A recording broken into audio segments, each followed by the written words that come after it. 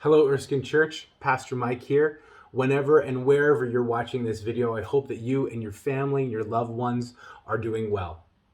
It has been a long time since we've been able to gather together in person, and we've realized that it's been even longer still since we've been able to celebrate communion together. So the elders and I got together and we were discussing this issue, and we've decided that on Sunday, April 4th, that's Easter Sunday, we're not only going to be celebrating that wonderful Christian holiday, the resurrection of Jesus, we're also going to be celebrating communion together for the first time digitally. Now, this video is meant to walk you through what you need. It's not very complicated, it's very easy. The elements that you can prepare to celebrate that day with us. So all you're going to need are two things. You're just going to need some juice, some grape juice, and you're going to need some bread. Now, any bread will do. Bread that you have at home right now, bread that you have from the grocery store is absolutely fine. But if you'd like a bit of an activity to do together, this video is going to walk you through how to make your very own loaf of bread to be able to use to celebrate communion with us on Easter Sunday. Now, I've had the chance to make lots of videos over the past year. Most of them are at the church, a lot of them with Sean. This is the first time that I've made a video inside my home. Welcome to my apartment and my kitchen, by the way. This is the first time I'm going to make a video showing people how to make food. So bear with me as I play with a few different camera angles and a few things. All of the important instructions that you're going to need, whether it's what we're going to be using for making the bread or the sample sizes, all of those things, you'll be able to find those below in the description. You can check them out there. All right, so here are some of the things that you're going to need in order to make your own loaf of bread for Communion Sunday. You're going to need a couple things, as I'm going to walk you through how to make your own bread at home for Easter Sunday. So the first thing you're going to need is a bowl. Any big mixing bowl will do. Next, you're going to need, this is really important, you're going to need a little bit, and only a few teaspoons, of some dry active yeast. You can get that just about any grocery store around. To give the bread just a little bit of sweetness, you're going to need either a few teaspoons of brown sugar or a little bit of honey, either or. You don't need both. And then simply some salt. You'll need some water, and then, I won't need all of this, but just some all-purpose flour. You'll need a few cups of this. And I'm going to walk you through how to prepare these in a recipe so you can bake your own bread in order to celebrate with us on Sunday. Let me show you how. All right, now that you have your surface ready and your ingredients prepared, what you're going to need is 1 1/3 cups of warm water. Now go ahead and add 2 teaspoons of your dry yeast.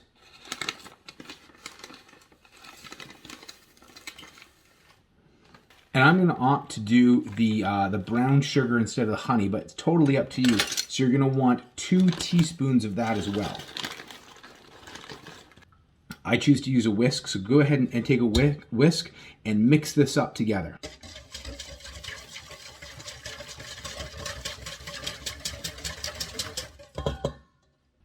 One ingredient I forgot to mention is you are going to want 1 egg. So you go ahead and put your egg in now.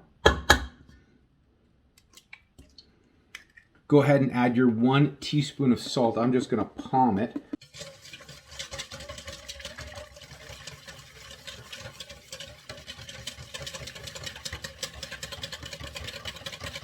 Now you can start adding in your flour. In total, you're going to want 3 to 3.5 cups of all-purpose flour, and you're just going to want to add it in 1 cup at a time. Stir with a fork, 1 cup, stir, 1 cup, stir. Okay, so this is after I've added 3 cups of flour that I'm still just stirring and mixing it in. Needs a little bit more. Now you're going to want to get to the point where you can't mix it anymore with a fork. You're going to eventually need to get your hands in. But before you do that, in anticipation, you're going to need a little bit of a spot that is open with nothing on the counter. Spread a little bit of flour in there because eventually you're going to be kneading the dough. So go ahead and get your hands in there. Begin working the dough. You can see it's still very It's very flaky right now, so we're going to continue to work the dough until it's not nearly as flaky.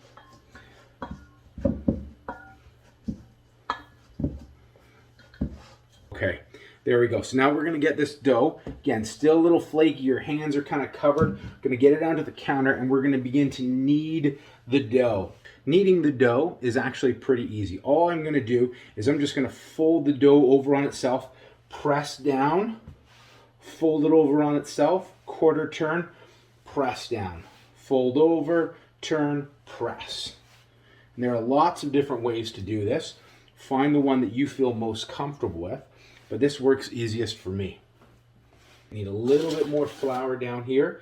It's coming together really nicely, not nearly as flaky as it was, but still needs just a little bit more kneading. We're almost there. And there we go. Your dough should look a little something like this. It's still a little sticky is the texture, but you don't see that clumping, you don't see that fraying nearly as much as we used to. What you're going to want to do is you want to get your bowl. You can use the bowl that you've just had, or you can get a new one. I'm going to get a new bowl. And you're going to take your dough and you're just going to let it sit in that bowl. All right, so now you've got your your dough, it's in the bowl. You've got a couple different options on what you want to do next, but this is what I'm going to recommend. I'm going to tell you to take a tea towel, go ahead and you're going to cover your bread, or cover your dough, so it's like this. And now you're going to head over to your oven and you're going to turn your oven on to 350 degrees just for 2 or 3 minutes, not very long, just a couple minutes.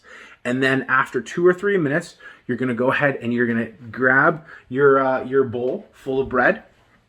Very, very, very importantly, turn your oven off. So it's only been on for just 2 or 3 minutes. It's just going to make it nice and warm in there, right? Nice and warm. Then you're going to turn your oven off and you're going to go ahead and you're going to open it up and you're going to place your bread inside there for about an hour.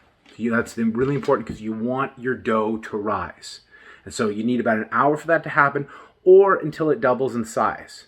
Again, just really important, make sure you turn that oven off. All right, go ahead and do that now. Hey everybody, so it's been about an hour, and this is what the dough is looking like. That has about doubled. That is fantastic. All right, so now what you're going to do is where you can prepare this in a variety of ways. You can prepare this just as sort of on a stone slab, as sort of one big loaf. You can cut it into a number of smaller pieces, so you could prepare smaller portions, one maybe for every member of the family. Or what you can do, probably the easiest thing to do, is put it into a loaf pan. So that's what I'm going to do today. So I have my loaf pan. I use this every single Christmas for baking some wonderful Christmas loaves. So you're just going to take your dough, kind of just gently get that out of there.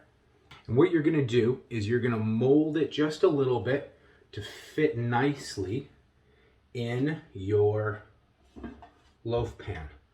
So it looks a little bit something like that. And what we're going to do is we're going to let this rise again. So this is the second rise. We're going to let this rise for about 20 to 30 minutes. So we want to see it almost fill the loaf pan is the hope. We're going to cover it again, walk away for 20 or 30 minutes, and then come on back. All right, everybody, so if you've waited about 25 minutes or so, maybe 30 minutes at the most, your dough should have risen very nicely. I'll be honest, I got busy watching a little bit of TV, and so mine has risen a little bit more than I than I wanted. You probably only want yours to rise just over the top. Mine's come up a little bit more. That's okay. This will still work. What I'm going to do now is I'm going to put it in the oven at 350 degrees for about 25 or 30 minutes until it's nice and goldenly brown on the top. So you'll want to put a timer on for that. Come on back in about 25-30 minutes and it should be ready to go. And the bread is done. 25 minutes in the oven at 350 degrees and it's looking delicious. We've got our bread, we've got our grape juice, we're all ready for communion. So hope you can come and join us on Sunday, April 4th as we celebrate Easter and communion together as a church family. God bless and have a wonderful week.